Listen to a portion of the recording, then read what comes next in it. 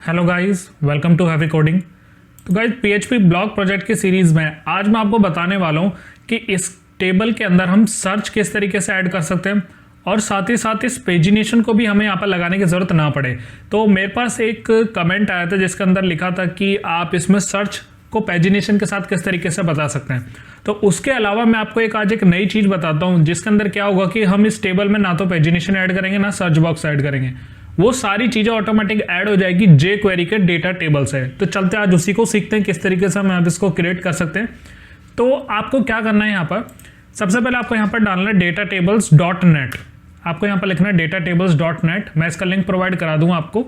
तो इसमें क्या होता है, जो जे क्वेरी, ये जो हमारा डेटा टेबल्स होता है, ये यहाँ पर क्या करता है, जे क्वेरी की हेल्प से हमें डेटा टेबल प्रोवाइड कराता है ऑटोमेटिक। तो इसके अंदर क्या होता है, आप जितना मर्जी यहाँ पर डेटा को शो करा सकते हैं। तो आपको यहाँ पर रो सिलेक्ट करनी पड़ती है। जैसे आप 50 का डेटा दिखाना चाहते हैं 50 का आ जाएगा, 100 का देन 100 का देन 25 दिखाना चाहते हैं तो 25 का डेटा यहाँ पर आ जाता है। तो इसी तरीके से आप यहाँ पर इसका डेटा सेट कर सकते हैं। और साथ ही साथ अगर आप कुछ यहाँ पर सर्च करना चाहते हो, जैसे मैं यहाँ पर लंदन सर्च करना चाह रहा हूँ तो यहाँ पर सारे लंदन के यहाँ पर दिखाने लग गया मेरे को। और ऐसे अगर मैं करता हूँ यहाँ पर न्यूयॉर्क के, तो यहाँ पर सारे न्यूयॉर्क दिखाने लग गया। तो कुछ भी अगर आप इसमें सर्च करना चाहते हो, जैसे मैं डेवलपर सर्च कर रहा हूँ तो डेवलपर आ गया। तो वो सारी चीज़ें इसमें ऑटोमेटिक होती है। और साथ ही साथ आप यहाँ पर नीचे देखना, पेजिनेशन भी इसके अंदर ऑटोमेटिक यहाँ पर अपना आप चलती है, नेक्स्ट प्रीवियस सब चीज़ें आती है। और साथ ही साथ यहाँ पर लिखा आता है कि हम कितनी एंट्री दिखा रहे हैं कितने के अंदर से, मतलब टोटल 57 एंट्री है और 40 में से हम 31 एंट्रीज यहाँ पर शो करा रहे हैं। तो ये सारी चीज़ें ये ऑटोमेटिक करके देता है, हमें यहाँ पर कुछ भी इसका कोड नहीं लिखना होता। और रियल वर्ल्ड प्रोजेक्ट में हम इसी का सबसे ज़्यादा यूज़ करते हैं। और एक और चीज़, अगर आपको इसमें फ़िल्टर लगाना है, तो जैसे मैं चाहता हूँ असेंडिंग या डिसेंडिंग नेम के अकॉर्डिंग करना चाहता हूँ या उसके पोजीशन के अकॉर्डिंग, तो यहाँ पर क्या लेगा, असेंडिंग टू डिसेंडिंग लेगा। जैसे ए देन बी, तो जो इसके पास अवेलेबल होगा अल्फ़ाबेटिक ऑर्डर में वो यहाँ पर दिखाने लगेगा। अगर मैं नेम के अकॉर्डिंग करता हूँ तो यहाँ पर सारे पहले ए नाम से आएंगे, देन बी नाम से, देन सी नाम से। तो वैसे अगर मैं एज पे करता हूँ तो सबसे पहले कम एज, देन उससे ज़्यादा एज। तो यहाँ पर सारे यहाँ पर हर तरीके से यहाँ पर फिल्टर हम इसमें लगा सकते हैं। तो अब बात आती है इसको चलाना कैसे। तो आप आए जैसे इस वेबसाइट पर dataTables.net, तो आपको ये दो फाइलें बस इंक्लूड करा देनी है, एक तो CSS और यहाँ पर JS। अब इन CSS और JS को इंक्लूड अगर आप यहाँ पर नॉर्मली करते हैं तो वो आप यहाँ पर कैसे करेंगे, मैं आपको लिंक्स पे लेकर चलता हूँ। और लिंक्स पे आप यहाँ पर क्या करेंगे, जैसे हम करते हैं लिंक रिलेशन स्टाइल शीट और CSS की फाइल है, देन उसके बाद आपको लिखना है यहाँ पर हाइपरलिंक रेफरेंस। और हाइपरलिंक रेफरेंस के अंदर आप इसको यहाँ से कॉपी करके डायरेक्ट यहाँ पर कर सकते हैं पेस्ट। तो ये होगी आपकी डेटा टेबल CDN की। और मैं आपको बता दूं कि अगर आप इस पर करेंगे फुल गेटिंग स्टार्ट गाइड, तो यहाँ पर आपको सब कुछ इन्फॉर्मेशन मिल जाएगी, कैसे इसको चलाना है, किस तरीके से आपका इंस्टॉलेशन होगी। तो हमें बेसिकली यही दो फाइल चाहिए जो वहाँ पर फर्स्ट पेज पे थी। तो मैं इनको बनी बनाई ले लेता हूँ यहाँ पर। अगर आप खुद से नहीं लिखना चाहते यहाँ पर लिंक रिलेशन स्टाइल शीट वगैरह, तो आप यहाँ पर डायरेक्ट इसको पेस्ट कर सकते हैं। तो आपको दो फाइलें लगानी है, एक तो जावास्क्रिप्ट की और एक होगी यहाँ पर CSS की। आप इन्हें यहाँ पर ली दो फाइलें, बस आपका यहाँ पर काम हो चुका है। अब इसको चलाना कैसे है, तो चलाने के लिए आपको थोड़ी बहुत jQuery आनी चाहिए।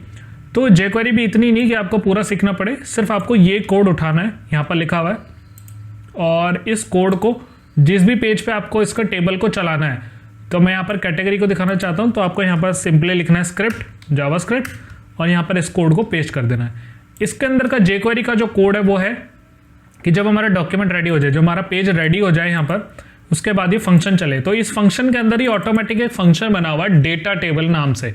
तो ये जो डेटा टेबल नाम से फंक्शन है, ये हमारी जो CDN फाइल है जहाँ पर भी ये स्टोर हो रही है ये ऑनलाइन, वहाँ पर ये ऑलरेडी बना हुआ फंक्शन, सिर्फ हमें इस फंक्शन को कॉल कराना है यहाँ पर। तो ये ऑटोमेटिक यहाँ पर इसका कोड मिल रहा है कि कॉल हो रहा है।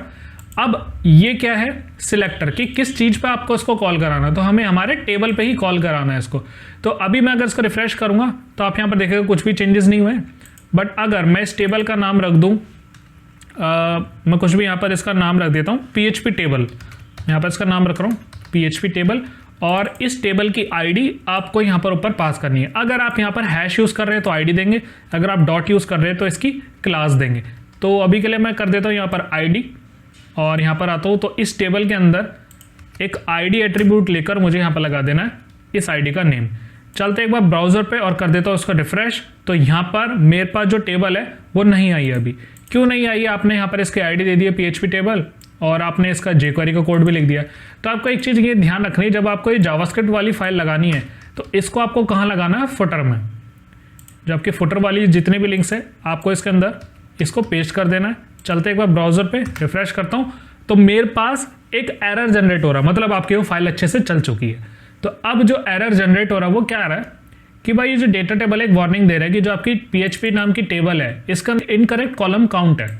तो इनकरेक्ट कॉलम काउंट कैसे, अगर आपको एक चीज़ ध्यान रखनी है, आप इसके अंदर जब हमने कैटेगरी चलाई थी तो हमने यहाँ पर एक रो स्पैन लगाया था जो कि एक्शन था, जो कि हमारे 2 डेटा टेबल के ऊपर काम कर रहा था। तो आपको इसके अंदर रो स्पैन और कॉल स्पैन नहीं लगाना है, ये इसका डिफॉल्ट रूल है। अगर आप इसको हटाते हैं तभी भी ये नहीं चलेगा। क्यों नहीं चलेगा, क्योंकि आपने यहाँ पर एक के लिए तो TH नहीं लिखी है और एक के लिए यहाँ पर TH लिख दी है।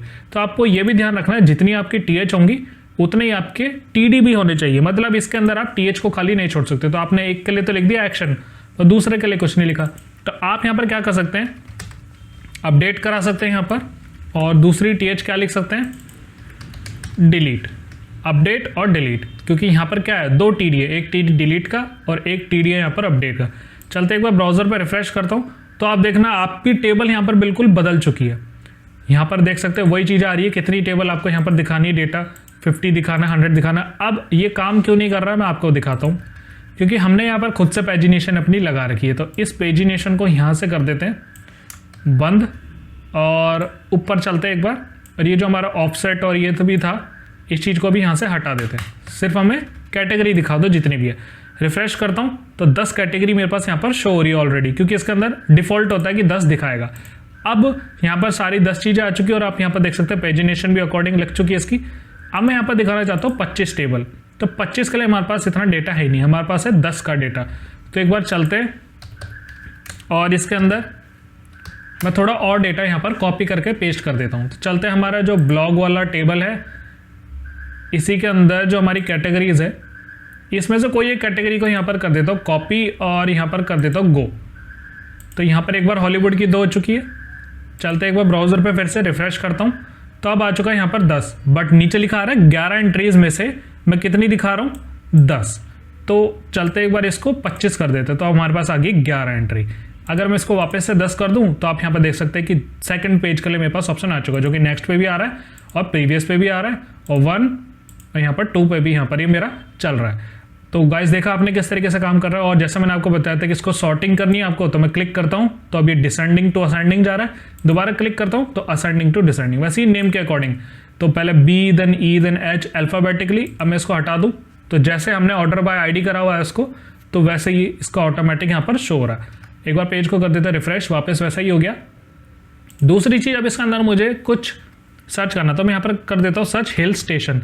तो जैसे मैं इस पर ऊपर हिल लिख रहा हूँ तो ये ऑटोमेटिक यहाँ पर इसने इसको सर्च करके दे दिया। तो ये सारी चीज़ें आप यहाँ पर कर सकते हो। और जिनके अंदर न्यूज़ एग्जिस्ट कर रहा है, सारी न्यूज़ है तो इसने सारी न्यूज़ दिखा दी है।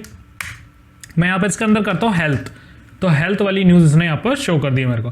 तो देखा आपने कितना इसका यूज़फुल था, ये इतना इसका फ़ायदा था कि हमने यहाँ पर बिना कुछ क्वेरी लिखे हमारे पेजिनेशन भी आ चुकी है और हमारे पास यहाँ पर इसका जो हमारे पास सर्च है वो भी आ चुका है और यहाँ पर एक फ़िल्टर भी आ चुका है कि कितना डेटा आपको यहाँ पर शो कराना है। अगर आपके पास ह्यूज अमाउंट ऑफ डेटा होता है तो यहाँ पर आपका ऑटोमेटिक शो हो जाता है।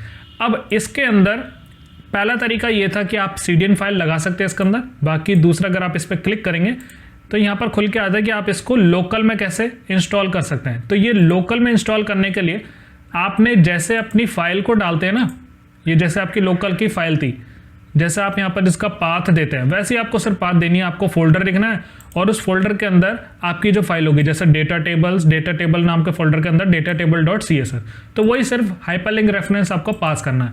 बट आपको फाइल मिलेगी कहाँ से, तो मैं आपको बता दूँ, आपको जो फाइल मिलेगी वो आपको मिलेगी डाउनलोड्स पे। मैं चलता हूँ एक बार ऊपर, तो आपको यहाँ पर आना है डाउनलोड्स पे। तो जैसे ही मैं डाउनलोड्स पे आऊँगा, अब आपको सिलेक्ट करना भाई आपको कौन सा टेबल चाहिए। आपको बूटस्ट्रैप 4 के लिए चाहिए, ये आपको सिर्फ नॉर्मल डेटा टेबल चाहिए जो हमने लगाया नॉर्मल डेटा टाइप। अगर आपको बूटस्ट्रैप वाला चाहिए बूटस्ट्रैप वाला लगा लो। और उसके अंदर क्या क्या चीज़ें आपको रखनी है कि भाई रिस्पॉन्सिव चाहिए आपको तो रिस्पॉन्सिव ले सकते हो उसके अंदर, तो वो सारी चीज़ें आपको मिल जाएगी। तो डाउनलोड में जैसे ही आता हूँ यहाँ पर आपके पास एक ऑप्शन आ जाएगा डाउनलोड फाइल का। इसको जैसे आप क्लिक करेंगे सिर्फ आपको उस फाइल का यहाँ पर आपको पाथ दे देना है। तो आपकी फाइल यहाँ पर स्टोर हो चुकी है। शो इन फोल्डर करता हूँ मैं आपको, और यहाँ पर कर देता हूँ इसको रिफ्रेश। तो आपको यहाँ पर देख सकते हैं कि सारी फाइल आपकी शो हो चुकी है।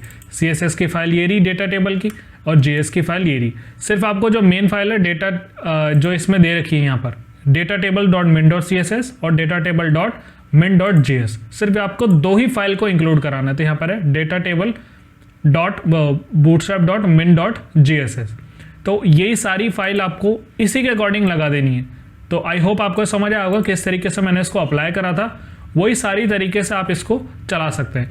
और यहाँ पर काफ़ी सारे तरीके, यहाँ पर क्या क्या चीज़ आप इसके अंदर कर सकते हैं। एक तो मल्टी कॉलम कर सकते हैं आप ऑर्डरिंग, जैसे हमने करी थी असेंडिंग डिसेंडिंग। इंस्टेंट सर्च हो रहा है, पेजिनेशन हो रहा है। इजी थीम अवेलेबल है, अगर आपको बूटस्ट्रैप के लिए चाहिए तो बूटस्ट्रैप के लिए मिल जाएगी। सब चीज़ यहाँ पर इसके अंदर अवेलेबल है। अगर आप इसके पूरे को यहाँ पर एक बार, तो सब चीज़ आपको इसमें मिल जाएगी आसानी से। तो मैंने आपको बता दिया कि आपको डेटा टेबल यहाँ पर किस तरीके से लगाना है, और आप इसके अंदर अपने अकॉर्डिंग यहाँ पर काफ़ी चीज़ें करेंगे तो आप इसमें सीख भी जाएंगे। तो आई होप आपको ये समझ आया होगा। इसके लिंक मैं आपको प्रोवाइड करा दूंगा। अगर अभी भी कुछ यहाँ पर डाउट रह चुका है तो मुझसे कमेंट सेक्शन के अंदर जरूर पूछना। सो गाइस, इस वीडियो में इतना ही। Thank you so much.